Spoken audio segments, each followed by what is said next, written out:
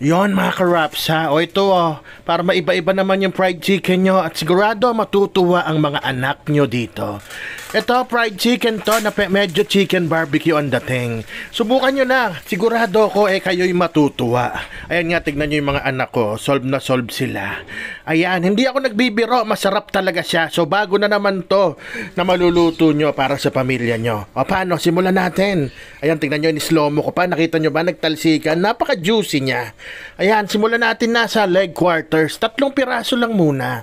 Nilagay ko dito sa aking lutuan. Inayos ko lang na parang ganyan. Tapos, akin na siyang titimplahan. Simulan na natin sa sibuyas. Yung kahit maliit lang, pwede na yan. Yan, ikalat nyo lang. Sunod naman bawang. Dito, masarap din kung marami. Kayo na bahala. Yan, isang ulo ng bawang yan nilagay ko dyan. Kung mahilig ka sa bawang, didagdagan mo. Pwede ka rin nga pala gumamit ng onion at garlic powder dito. Ayan, inasinan ko, dalawang lagay ng asin yan. At yan, paminta, 1 kurot lang. Kasi may mga batang kakain, baka naman umanghang yan. Tapos ito, Knorr seasoning. Bahala ka na, mga 1 teaspoon yan nilagay ko. Malasa kasi masyado yan. Sunod na ilalagay natin dyan chicken powder, which is optional lang naman. Kung ayaw nyo maglagay, dewag. Ito dapat di mawala kasi medyo barbecue style nga yung fried chicken natin. UFC ketchup. Pwede rin naman tomato ketchup, kayo na bahala. Kasi gusto ko yung tamis anghang nitong UFC ketchup. Kayang-kaya ng mga bata. At ngayon, lagyan natin ng tubig. Huwag nyo naman damihan, baka maging sinigang yan. Yung saktong lubog lang na may nakaangat ng onte, ayos na yan. At yan, ating ayusin at likan at ating isa lang. Bali sa salong ko to ng 20 minutes. Pakitignan-tignan nyo na lang, balibalik ta rin nyo kasi baka masunog yung ilalim niyan. Ayan, nung kumukulo na, hininaan ko na at tinakpan ko ulit. Yan. Tapos binaliktad ko na. Ako ginawa ko tag 10 minutes each side. Salamat nga pala kay Sir Busog, sa kanya ko natutunan to, napakagaling magluto. Ayan, nagsaing na rin ako.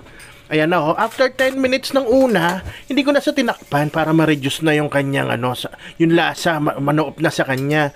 Ayan, pwede nyo gawing sausawan yan, medyo asukalan nyo lang kasi medyo maalat-alat yan. Pero kayo na bahala, tikman nyo muna, malaki na kayo.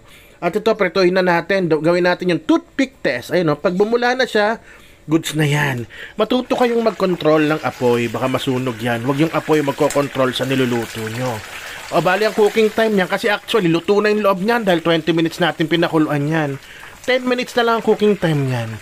So tag 5 minutes each side. Tignan nyo naman ang itsura, diba? Sino mag-aakalang pinirito yan? Parang chicken barbecue nga yan. Lalo na yung pambabad kanina, ipahid nyo dyan. Pero ako di na kailangan kasi meron naman akong Mang Tomas.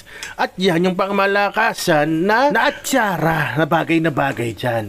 Paano? Alam nyo ng kasunod niyan, kami magkakainan muna. At dahil nga tanghalian na, ayan na ako, chumichicha na.